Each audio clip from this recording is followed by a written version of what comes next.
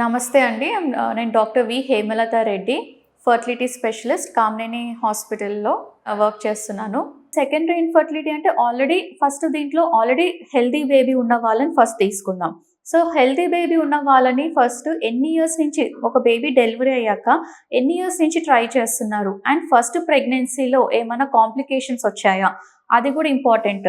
And first pregnancy న్యాచురల్‌గా వచ్చిందా? లేదంటే ట్రీట్మెంట్‌తో వచ్చిందా కూడా మనం చూసుకోవాలి.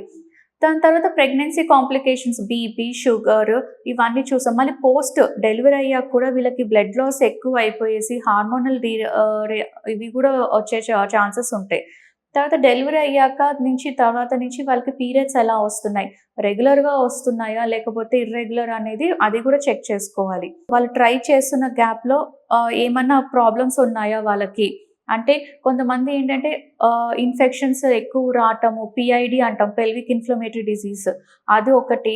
అండ్ టీబీ ఏమన్నా అటాక్ అయినాయా? ఇవన్నీ చూసుకోవాలి. దాని తర్వాత హస్బెండ్ కూడా ఒకసారి మళ్ళీ మనము కనాల్ టెస్ట్ అనేది చేసుకోవాలి. ఇవన్నీ చెక్ చేసుకొని తర్వాత ఒకసారి ట్యూబ్ టెస్ట్ కూడా చేస్తాము.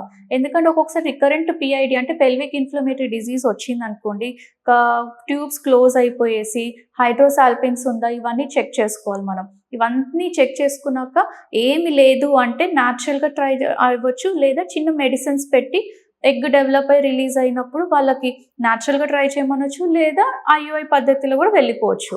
మీరు తీసుకునే అదే మందులు, అదే నాణ్యమైన మందులు, కానీ సగం ధరకే. అవును, మెడ్ ప్లస్ బ్రాండ్స్ పై 50-80% తగ్గింపు.